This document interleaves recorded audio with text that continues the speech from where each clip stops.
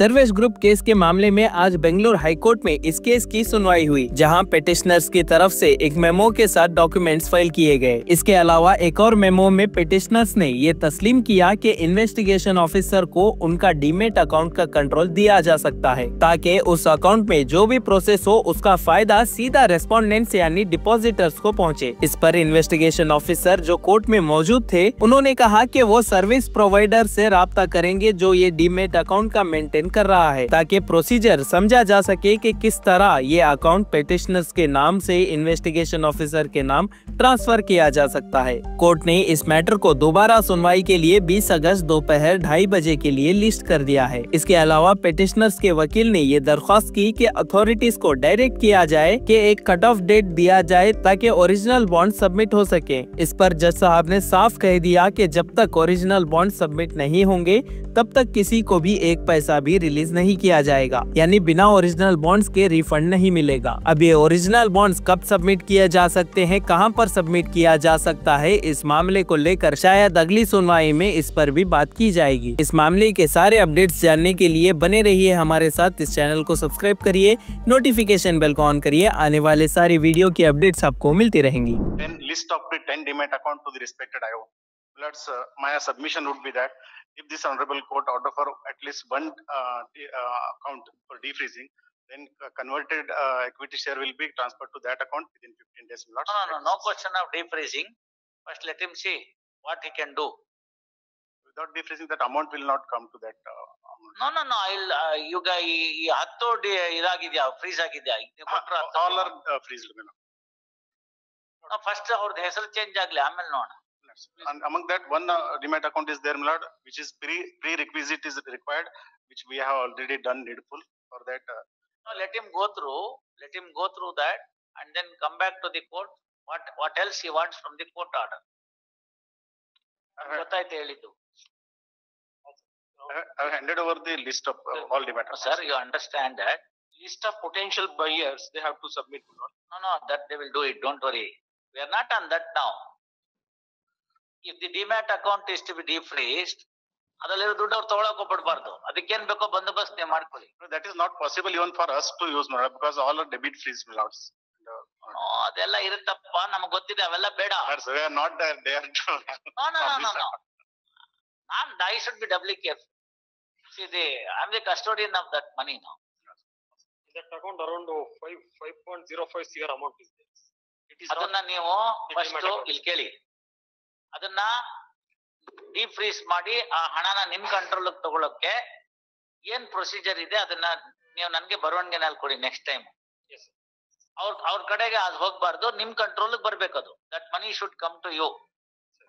5.05 crores ಏನಿದೆ ಅದು ನಿಮ್ಗೆ ಬರ್ಬೇಕು.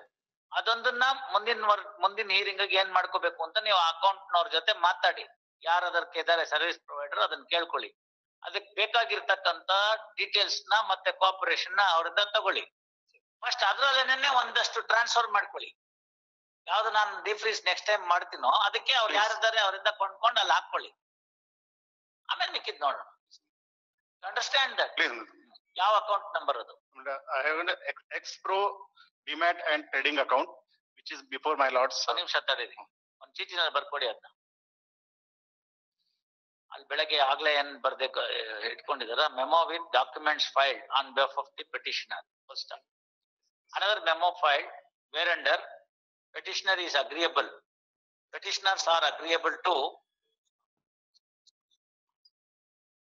allow the investigation officer to take the control of demat account bearing number so and so and utilize the proceeds in the said account for the benefit of the respondent depositors. First, respondents depositors. First, investigation officer present before the court in response to the said memo would submit that she would contact the service provider who has maintained the demat account as to what is the procedure for taking the control of the demat account in the name of the investigation officer from the name of the petitioners who are actual demat account holder. First,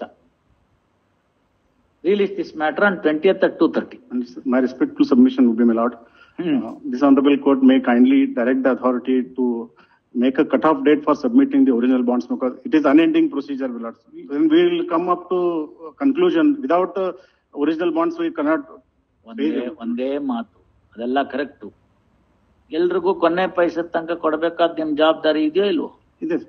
ಕೊಡ್ತಾ ಹೋಗಿ, original ಕೊಡ್ತಾ ಹೋಗಿ. Original bond ಬಂದ್ಮೇಲೆ ನಾವು ದುಡ್ಡು ಕೊಡೋದು. Xerox copy ಮೇಲೆ ಯಾರಿಗೂ ದುಡ್ಡು ಕೊಡೋ ಪ್ರಶ್ನೆ ಇಲ್ಲ. ಅದ್ ಅವ್ರ ಜವಾಬ್ದಾರಿ. ನೀವೇನು ತಲೆ ಕೆಡಿಸ್ಕೋಬೇಕಾಗಿಲ್ಲ. ಒಂದೇ ಬಾಂಡ್ ನ 4 ಜನ ತಗೊಂಡ್ಬಂದ್ಬಿಟ್ಟು 4 ಕಾಪಿ ತೋರ್ಸ್ಬಿಟ್ಟು ತಗೊಂಡೋಗ್ತೀನಿ ಅಂದ್ರೆ ಆಗೋದಿಲ್ಲ. ಏಕೌಂಡ್ರಿ ಅಂದ್ರೆ ಅಮರ ಚಚ್ಚಕ್ಕ ಮಮ್ಮಕ್ಕ ಬೇಟಿಕ ಬೇಟ ಅಂತ ನಾನು ಅದ್ ಯಾವ್ದು ನಡೆಯೋದಿಲ್ಲ. ಗೊತ್ತಾಯ್ತಲ್ಲ? ಒರಿಜಿನಲ್ ಬಾಂಡ್ ಬರ್ಬೇಕು, ಡೆಪಾಸಿಟರ್ ಬರ್ಬೇಕು, ದುಡ್ಡು ಇಸ್ಕೋಬೇಕು, ಅವ್ರ ಅಕೌಂಟ್ ತೋರಿಸ್ಬೇಕು, ಅಕೌಂಟ್ ದುಡ್ಡು ಕೊಡ್ತೀವಿ. 10 ಪೈಸಾ ಕೈಯಲ್ಲಿ ಕೊಡೋ ಪ್ರಶ್ನೆ ಇಲ್ಲ ಯಾರಿಗೂ. Once everybody is cleared, everybody is satisfied, criminal complaint would be quashed. That's all. Compounding. I told you. Yes. And it is your duty to pay. Please, no. Your duty to pay, satisfy every customer till the last pay. That's the way. It cannot go in that fashion. ನನ್ನ ಕಂಟ್ರೋಲ್ಗೆ ಬಂದ್ಬಿಟ್ಮೇಲೆ ಎಲ್ಲ ಹಂಗೇನೆ. ಅದಕ್ಕೆ ನಿಮಗೆ ಕೇಳಿದೆ ನಾನು, ನೋಡ್ರಿ ಅಷ್ಟೆಲ್ಲ ಮಾಡ್ಕೊಟ್ಟಿದ್ದೀನಿ, ಬೇಕಾದ್ರೆ ಅಲ್ಲೇ ಇರ್ಲಿ ಕಲಬುರ್ಗಿನಲ್ಲಿ ಅಂತ. ನೀವು ಬೇಡ ಅಂತ ನಮ್ಮ ಹತ್ರನೇ ತಗೊಂಡ್ ಬಂದ್ರಿ. That's in fact we are thankful that this honorable court, the way handle this case, not only repayment, my lord, but the 3 lives are in danger, and that credit goes to this honorable court. Everybody, if you are, so long as you pay the money, you have every protection from this court. Interim order kindly makes. 28 interim orders. Company valuation certificate may be filed by next date by them. No, that forget all those things. Now your simple point, sir. Iga prospective buyers ge, they will trade through this demat account. True. They cannot. They can only say you buy this, so they will buy through this demat account. Money will come to this demat account. One account that we are going to order for defreezing and taking control by the IO. So ಅಲ್ಲಿ trade ಆಗ್ತಾ ಇದ್ದಂಗೆ ಇಲ್ಲಿ ದುಡ್ಡು ಬರ್ತಾ ಇರುತ್ತೆ. ಬಂದಿದ್ದೆಲ್ಲ ಅಷ್ಟು ಬಂದ್ಬಿಡ್ಲಿ, ಆಮೇಲೆ ಇನ್ಯಾವುದೋ ಒಂದು 50 ಕೋಟಿ ಇದೆ ಅಂತ ಹೇಳ್ತಾರೆ. That is 5 crore, my lord. He has in one account, my lord. In one account only 5 crore in one account. Total we have provided 10 accounts. No, ಎಲ್ಲ ಅಕೌಂಟ್ ಅಲ್ಲ 5 ಕೋಟಿ ಇಲ್ಲ. We have ಮತ್ತೆ ಸುಮ್ಮನೆ ಬಿಡಿ, ಆಯ್ತಲ್ಲ. ಆಯ್ತು, ಇದ್ರೆ ನಿಮ್ಗೆ ಮಿಕ್ಕಿದ 9 ಅಕೌಂಟ್ ಅಲ್ಲಿ ನಿಮ್ಗೆ ವಾಪಸ್ ಕೊಡ್ತೀವಿ, ತಗೊಂಡೋಗಿ. ಯಾರು ಬೇಡ ಅಂತಾರೆ. ಆದಷ್ಟು ಟ್ರೇಡ್ ಮಾಡಿಸಿ. ಆ ಡಿಬೆಂಚರ್ ಎಲ್ಲ, it's not debenture, it is share certificate ಅಂತ we have understood. That non listed. So ಅವ್ರ ಕಡೆಯವರೇ ತಗೋಬೇಕು. that is what we'll also provide prospective buyers also, my lord. ಅದೇಪ್ಪ ನಿಮ್ ಕಡೆಯವರೇ ತಗೋತಾರೆ, ತಗೊಳ್ಳಿ ಬಿಡಿ. Next date of hearing they may file the such list of potential buyers. List ಹಾಕೇನು ಉಪಯೋಗ? I will permit you to trade. Please, yes, please. ನಾನ್ ತಗೊಂಡೇನ್ ಮಾಡ್ಬೇಕು list ನ? ಯಾವನ್ ಬರ್ತಾನೋ ಅವ್ನ್ಗೆ ಅಷ್ಟು ಶೇರ್ ಕೊಡ್ತಾ ಹೋಗ್ತೀರಿ, ಈ ಕಡೆ ದುಡ್ಡು ಬಿಡ್ತಾ ಹೋಗುತ್ತಷ್ಟೇ. ಅವ್ರೆಷ್ಟು ಕರ್ರು ಕೊಂಡ್ಕೊಳ್ಳಿ, ಅವ್ರು ಹೇಳಿದ 100 rupees ಫೇಸ್ ವ್ಯಾಲ್ಯೂ ಅಂತ.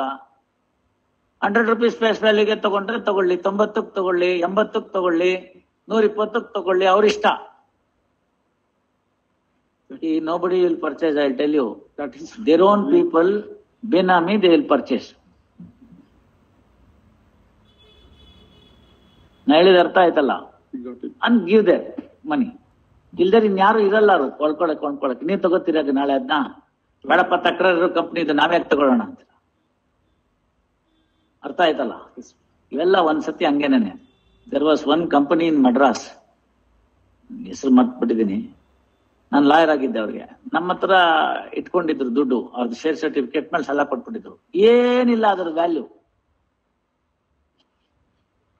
ಬ್ರೋಕರೇಜ್ ಬರಲ್ಲ ಅದನ್ನ ಮಾರಿದ್ರೆ. ಹಂಗಿತ್ತು ಪರಿಸ್ಥಿತಿ. The son of A DGP in Tamil Nadu. At one point of time ಚೆನ್ನಾಗಿತ್ತು, ಏನೋ ಮಾಡ್ಬಿಟ್ಟ, ಕೊಟ್ಬಿಟ್ಟ. ಇವರು ಕೊಟ್ಬಿಟ್ರು ದುಡ್ಡು.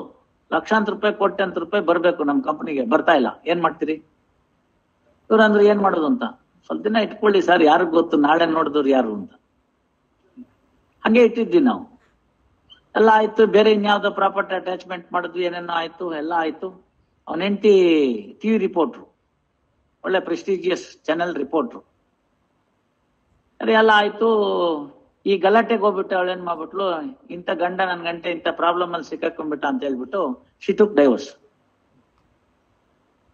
ಇವನ್ಗೆ ಅದೇನು ಡೈವರ್ಸ್ ಆಗಿದ್ದೇ ಲಗ್ತಿರುತ್ತೋ ಏನೋ ಗೊತ್ತಿಲ್ಲ, ಇದ್ದಕ್ಕಿದ್ದಂಗೆ ಇವನ್ ಕಂಪ್ನಿದು ಲಿಸ್ಟಿಂಗ್ ಸ್ಟಾರ್ಟ್ ಆಗ್ಬಿಡ್ತು. ಚೆನ್ನಾಗಿ 100 ರೂಪೀಸ್ ಇದ್ದಿದ್ದು 1000 ರೂಪೀಸ್ಗೆ ಆಗ್ಬಿಡ್ತು.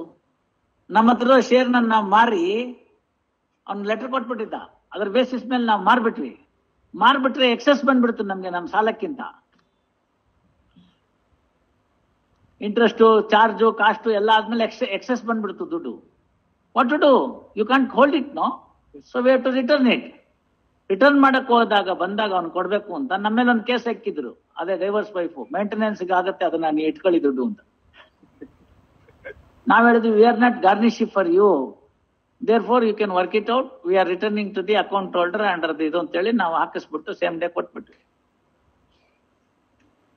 C what is not viable one day may become viable at a later point of time ಅಂತ. ಇದೆಲ್ಲ ಫೈನಾನ್ಷಿಯಲ್ ಕಂಪ್ನೀಸ್ಗೆ, ಆಮೇಲಿಂದ ಬೇರೆ ಬೇರೆ ಇಂಡಸ್ಟ್ರಿಗಳಿಗೆ ಇವೆಲ್ಲ ಆಗುತ್ತೆ. There is one judgement by Supreme Court. It is name ಏನಂದ್ರೆ ಶ್ರೀವಲ್ಲಭ ಗ್ಲಾಸ್ ಇಂಡಸ್ಟ್ರೀಸ್ ಅಂತ ಇದೆ ನೋಡಿ. ಶ್ರೀವಲ್ಲಭ ಗ್ಲಾಸ್ ಇಂಡಸ್ಟ್ರೀಸ್ ಅಂತ ಗೊತ್ತಾಯ್ತಲ್ಲ. You see that judgment. Their lordships have stated what is not viable at one point of time may become viable at a later point of time. Therefore, the test is whether the substratum of the company is lost or not anta. That is what has to be.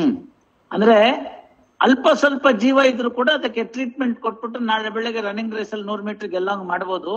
ಸತ್ತನಕ್ಕೆ 25,000 ರೂಪಾಯಿ injection ಕೊಡಬೇಡಿ ಅಂತ. ತಮ್ಮ ನೋಡಿ ನಮ್ಮ ಕಂಪನಿನೂ ಹಾಗೆ ಆಗ್ಲಿ sir. ಆಗ್ಬೋದಪ್ಪ, ಆಗ್ಲಿ. ಯಾರು ಬೇಡ ಅಂತಾರೆ? ಆಗ್ಲಿ ಬಿಡಿ. You satisfy everybody. Who knows tomorrow. ನಿಮ್ದು 60 ಎಕರೆ ಜಮೀನಿದೆ, ಬಂಗಾರದ ಬೆಲೆ ಬರ್ಬೋದು, ತಗೊಳ್ಳಿ. ಅದೆಲ್ಲ ಆಮೇಲೆ. Those things will be at the end. After you satisfy everybody, the orders will be passed. Otherwise nothing. So great. 20th ಅದನ್ನ ಮಾಡಿಸಿ ಅವ್ರಿಗೆ ನಿಮ್ ಪ್ರಾಸ್ಪೆಕ್ಟಿವ್ ಬಯರ್ಸ್ ಎಲ್ಲ ಡೀಟೇಲ್ಸ್ ಕೊಡಿ. ಅವ್ರು ಬಂದಿರ್ತಾರೆ ಏನ್ ಮಾಡ್ಬೇಕು ಅಂತ. ಅವತ್ ಬೇಕಾದ್ರೆ ಒಂದು ಜುಡಿಷಿಯಲ್ ಆರ್ಡರ್ ಮಾಡ್ತೀನಿ. Immediately he will take control. 21st onwards start trading. ತಾವು ಎಲ್ಲ ನೋಡ್ಕೊಳ್ಳಿ, ಗೊತ್ತಾಯ್ತಲ್ಲ. If need be you take help of a share broker. If need be take the help of a share broker. ಅವರೆಲ್ಲ ಹೇಳಿರ್ತಾರೆ, ಏನ್ ಬೇಕೋ ಎಲ್ಲ ಮಾಡಿಸ್ಕೊಡ್ತಾರೆ. So great. ಆಯ್ತಮ್ಮ. Fast over in the first list.